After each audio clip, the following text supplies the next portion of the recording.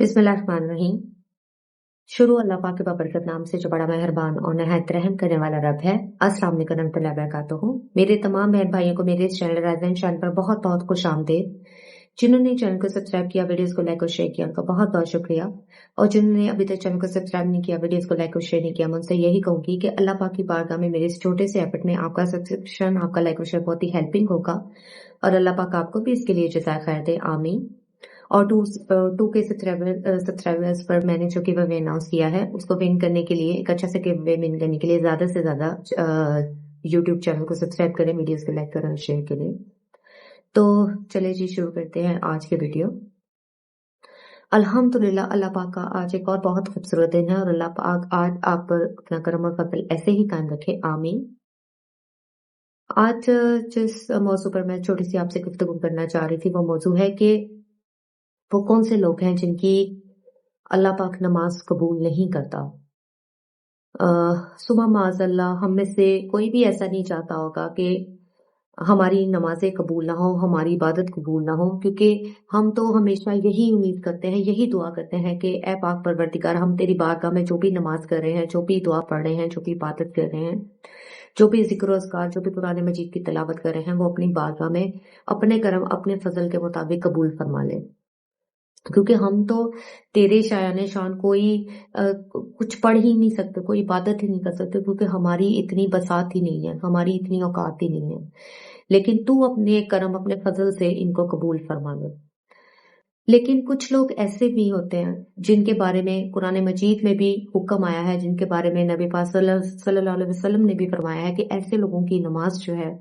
वो अल्लाह पाक कबूल नहीं फरमाएगा, वो उनके मुंह पे उनकी नमाजें, उनकी इबादत जो है वो उनके मुंह पे मारेगा। तो वो कौन से लोग हैं? अल्लाह अल्लाह हमें ऐसे बदकिस्मत लोगों में की फहरिस्त में शामिल होने से बचाए और हमें अल्लाह उन खुशकिस्मत लोगों की फहरिस्त में रखे जिनकी इबादत, जिनकी नमाजें जो है, जिनकी दुआएं जो है वो अल्लाह पाक कबूल फरमाए, आमीन।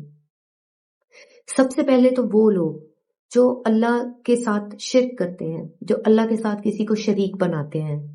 जैसे कि अल्लाह पाक के करम और फजल से अगर कोई काम हुआ है तो वो अल्लाह का करम और फजल मानने की बजाय वो उसको अपना अपना क्रेडिट समझते हैं, वो अपनी समझते हैं कि ये सब कुछ उनकी वजह से हुआ है। जो लोग अल्लाह के मामलात में शिर्क से काम लेते हैं। और दूसरे नंबर पर वो लोग जो अपने वालिदैन की, स्पेशली अपनी माँ की नाफरमानी करते हैं, और जो उनसे, और ऐसे इंसान की ना तो नमाज कबूल होती है ना दुआ कबूल होती है, क्योंकि अल्लाह पाक ने वालिदैन से नाफरमानी करने वालों को इस दुनिया में भी सजा इसके लिए रखी है और आखिरत में भी उसके लिए सख्त सजा है। और ऐसे शख्स को अल्लाह पाक बिल्कुल भी पसंद नहीं फरमाता और नबी पाक सल्लल्लाहु अलैहि वसल्लम ने भी सख्त नापसंद फरमाया है ऐसा इंसान जो एक तो शिर्क करे और दूसरे नंबर पर वो जो अपने वालिदैन की नाफरमानी करे।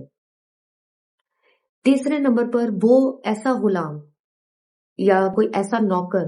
जो अपने मालिक की इजाजत के बगैर भाग जाए, छोड़कर चला जाए, बगैर बताए, बगैर कोई बात किए। और ऐसे मुलाजिम या ऐसे नौकर या ऐसे गुलाम की तब तक दुआ और नमाज कबूल नहीं होती जब तक वो वापस अपने मालिक के पास ना आ जाए,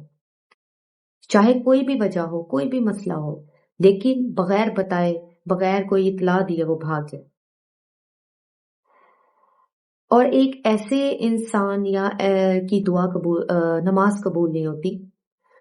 जो शराबी हो, जो शराब पिए और जब तक वो होश में ना आ जाए, उसका नशा ना उतर जाए, और जब तक वो अब उसका जिस्म जो है, उसका जाहिर जो है पूरी तरह से वो पाक साफ ना हो जाए, तो ऐसे शख्स की नमाज भी जो है वो कबूल नहीं होती। फिर उसके बाद वो औरतें जिनका शौहर उनसे नाराज हो और नाराजगी की हालत में सो जाए या उनसे नाराज हो जाए, और नाराजगी भी वो हो जो जायज हो, जो हक पर हो, जो नाजायज ना हो, तो ऐसी औरत की नमाज भी जो है वो अल्लाह पाक कबूल नहीं फरमाता जब तक उसका शौहर उससे राजी ना हो जाए। तो ये चंद अफराद ऐसे हैं जिनकी नमाज जो है वो अल्लाह पाक कबूल नहीं फरमाता जब तक कि वो तौबा ना कर लें, जब तक वो अपने मामलात को दुरुस्त ना कर लें। اللہ پاک ویسے تو ہم نہیں جانتے کہ ہماری کون سی نماز یا کون سی عبادات جو ہیں وہ اللہ کی بارگاہ میں قبول ہو رہی ہیں سوائے درود پاک کے، کیونکہ درود پاک تو جیسے ہی ہم پڑھنے کا ارادہ ہی کرتے ہیں تو اللہ پاک تبھی سے ہم مسلمانوں کے اوپر اپنا ایسا رحم اور کرم کرتا ہے کہ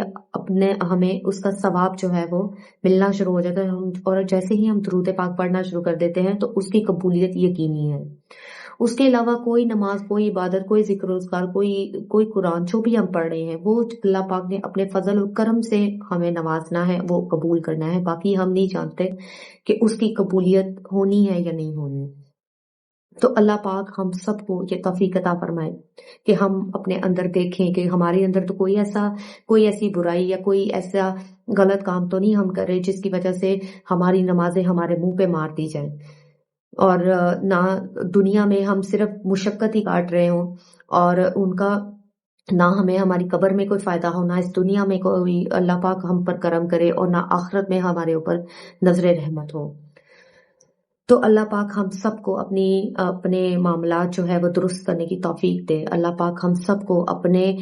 ظاہر اور اپنے باطن کی اچھی طرح توجہ کرنے کی توفیق دے، اور ہماری اخلاقی، ہماری جسمانی، ظاہری جو بھی ہماری غلطیاں ہیں یا کوتاہیاں ہیں، اللہ پاک ہمیں انہیں جو گناہ ہیں ہمارے، ہمیں ان کو درست کرنے کی اور دوبارہ نہ دہرانے کی اور سچے دل سے توبہ کرنے کی توفیق دے۔ مجھے امید ہے کہ آج آپ کو یہ چھوٹی سی ویڈیو پسند آئی ہوگی۔ اللہ پاک آپ سب کو اپنے حفظ و امان میں رکھے، مجھے اپنی دعا میں یاد رکھیے، میری چینل کو سبسکرائب کیجیے، میری ویڈیوز کو لائک اور شیئر کیجیے، اور 2K سبسکرائبرز پر جو گیو اوے اناؤنس کیا گیا ہے اسے ون کرنے کے لیے زیادہ سے زیادہ ویڈیوز کو لائک کریں، شیئر کریں، چینل کو، یوٹیوب چینل کو لازمی سبسکرائب کریں۔ اللہ پاک آپ کا حامی ناصر ہو۔ اللہ حافظ۔